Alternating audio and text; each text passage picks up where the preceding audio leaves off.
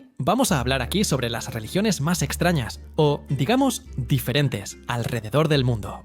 Y créanme, hay unas muy distintas. Incluyen futbolistas famosos, espagueti, voladores y Jedi. Antes de hablar sobre el presbiterianismo, tenemos que hablar un poco sobre el fundador de esa religión, que es comediante, un estadounidense llamado Jorge Dennis Patrick Carlin.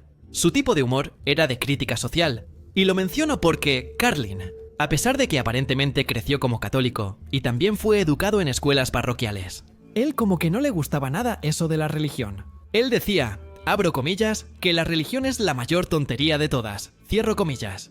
Una gran mentira de las grandes ligas, la campeona de todas las falsas promesas y afirmaciones exageradas, la religión sin contacto.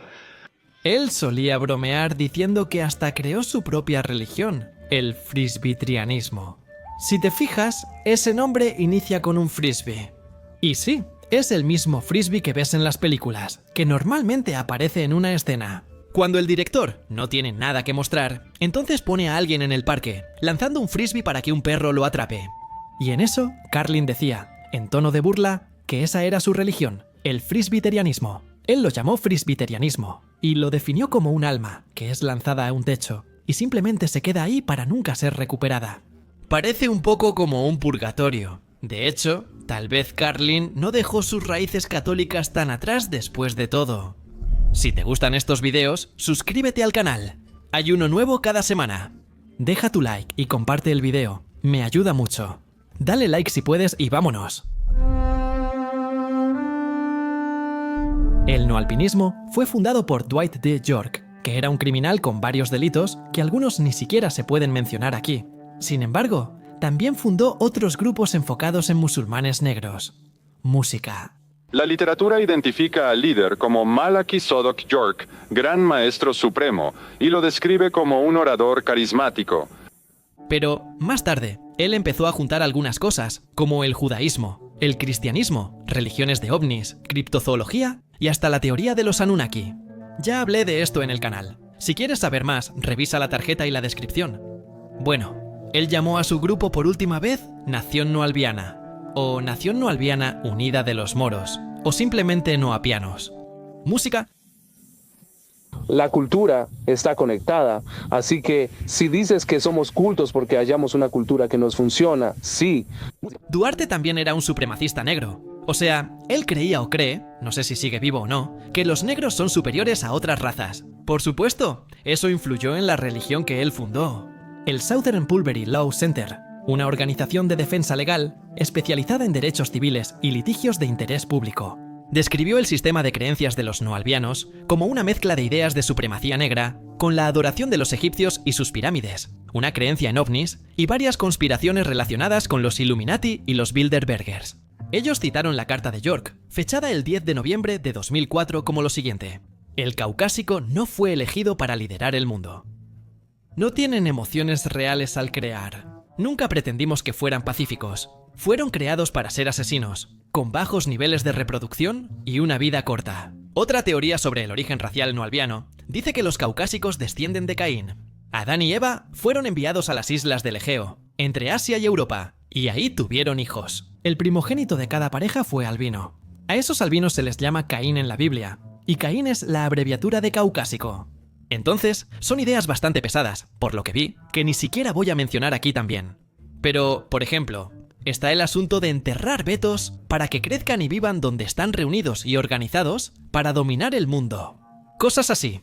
La idea principal incluye un hechizo llamado Leviatán. El gran propósito de la parte de la doctrina de los noabianos era neutralizar lo que ellos llamaban el hechizo no Leviatán, el hechizo Kingu. En la mitología noalbiana, Leviatán, también llamado Osfer, es un dios de la luna, el sexo y el espíritu. Sin Set, Thoth, Shiva, Hermes, Poseidón y la serpiente bíblica. Los noalbianos creen que los demonios lanzaron el hechizo de Leviatán hace miles de años, para hipnotizar a las personas negras, ponerlas en ignorancia espiritual e indiferencia racial a través de medios como la Biblia y ciertos elementos de la cultura popular.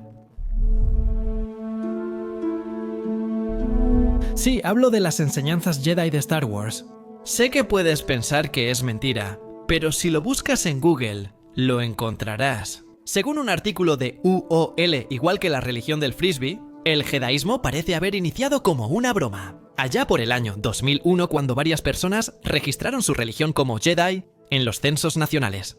Tras una campaña mundial por correo electrónico, se pidió a las personas escribir Jedi al responder sobre su religión en sus países, resultando así en el llamado fenómeno del censo Jedi. El censo de 2001 en el Reino Unido mostró que 390.000 personas se identificaron como Jedi. Así sería la cuarta religión más grande del Reino Unido, tras el cristianismo, islamismo e hinduismo. Se estima que hay 70.000 maestros Jedi en Australia, 53.000 en Nueva Zelanda y 20.000 en Canadá. El jedaísmo real no tiene fundador ni estructura, aunque ven a Jorge Lucas como una especie de papa. El primer templo surgió en Inglaterra, en 2007, en la casa del químico Daniel Jones, quien también dedica su tiempo a escribir libros sobre esta religión, sobre el jedaísmo. El movimiento puede verse como filosofía y religión. Los jedaístas ven la creencia en la fuerza como algo natural, siguiendo la idea filosófica de que Dios es inconmensurable e innombrable.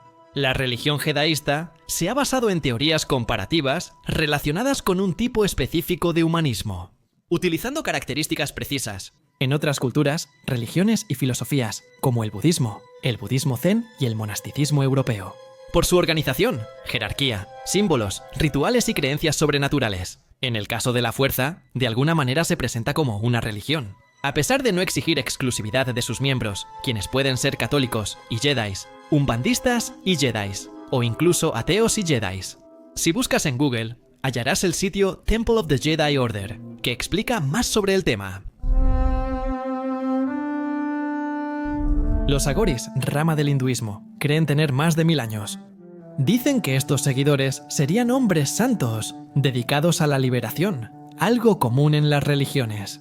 Pero los agoris siguen un camino muy distinto y oscuro para lograr esa liberación. Estas prácticas contradicen el hinduismo ortodoxo. Los agoris se hicieron famosos como los sadhus, considerados los hombres santos más temidos de la India. Sin embargo, también gozan de respeto. ¿Quiénes son los agoris y qué prácticas les dieron su fama de temidos?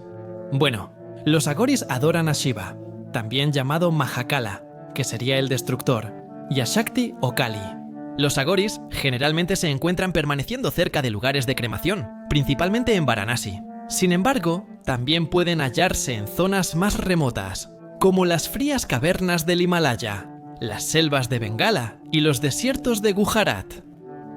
De acuerdo con la creencia de los agoris, la liberación puede alcanzarse mediante la adopción de prácticas, que son consideradas tabú por el hinduismo ortodoxo. Ellos creen que, si estas prácticas se hacen bien, se logra un progreso espiritual más rápido.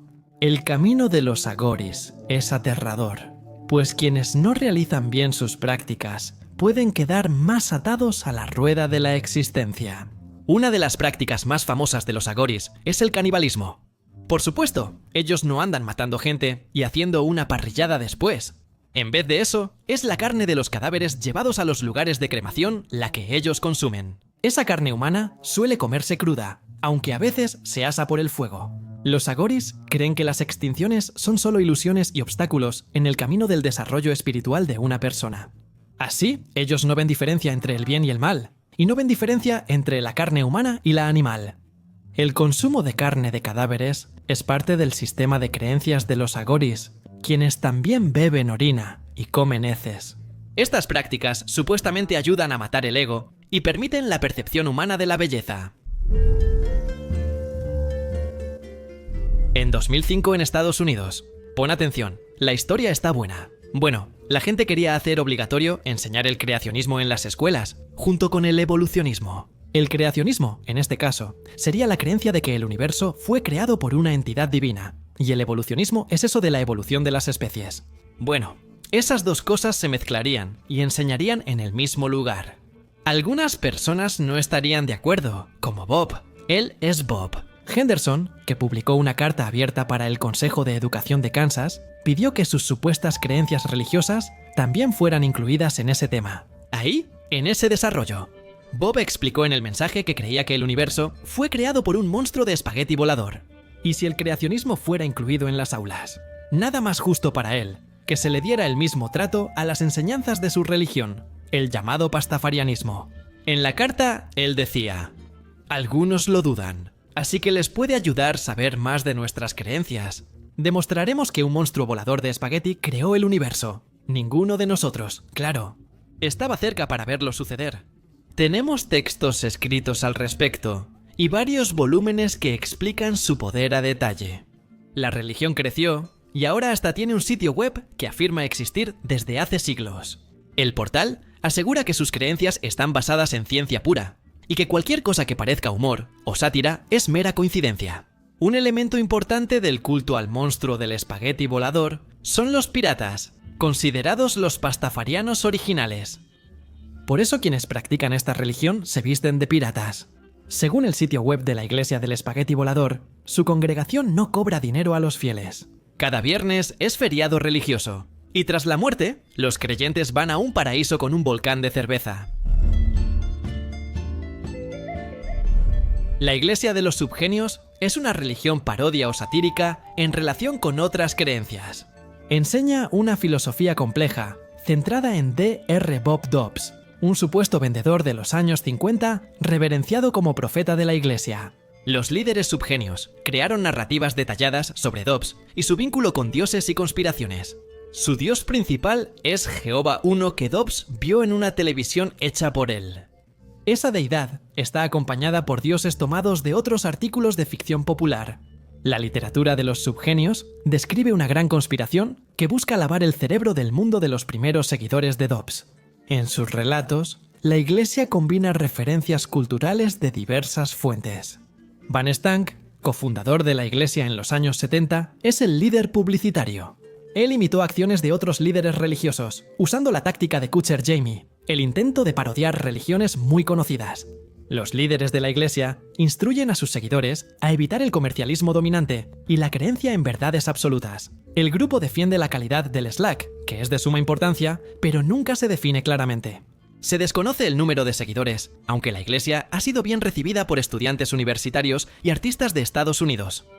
El grupo suele compararse con el discordianismo. Los periodistas suelen considerar a la Iglesia como una broma elaborada, pero algunos académicos la han defendido como un verdadero sistema de creencias profundamente arraigado. Además de Dobbs, tiene otras deidades, usualmente alienígenas mutantes o de otras religiones. Por ejemplo, libros como Yog-Sothoth, de Lovecraft, Eris, de la mitología griega, y el propio Shofar. Esto es muy famoso. Es la iglesia construida para adorar al jugador. Diego Maradona, de Argentina. Fundada el 30 de octubre de 1998 en Rosario por aficionados argentinos. Eligieron la fecha de nacimiento de Maradona como su Navidad. Tras eso, fundaron una iglesia con oraciones y mandamientos, sumando seguidores en varios países. Argentina, España y México tienen más fieles. La religión usa el tetragrama sagrado D10S, sustituyendo el 10 por el ídolo y fusionando la palabra Dios. Tiene la D de Diego Maradona y el 10 de su camiseta. El calendario empieza a contarse a partir del nacimiento de Maradona AD y después de Diego Maradona, que es antes de Diego Maradona y después de Diego Maradona. Un grupo de personas de todo el mundo se reunió en una parroquia de la religión para celebrar al futbolista argentino Diego Maradona. Como su dios, tienen su propia Biblia llamada así. Los 10 mandamientos de la iglesia maradoniana son los siguientes. La pelota no está manchada, como dijo Dios. Tu homenaje. Ama el fútbol por encima de todo. Declara tu amor incondicional por Diego y por el buen fútbol. Defiende la camiseta argentina respetando a las personas. Difunde los milagros de Diego por el universo. Honra los templos donde él jugó y sus mantos sagrados. No proclames a Diego en nombre de un solo club. Predica los principios de la iglesia maradoniana. Usa a Diego como segundo nombre y ponlo a tu hijo. No seas un cabeza caliente y no pierdas la tortuga. No vivas alejado de la realidad y no seas inútil.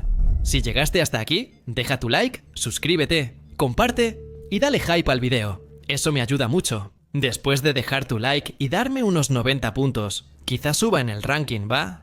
Si tienes otra idea de video, escríbela en los comentarios. Gracias y hasta la próxima.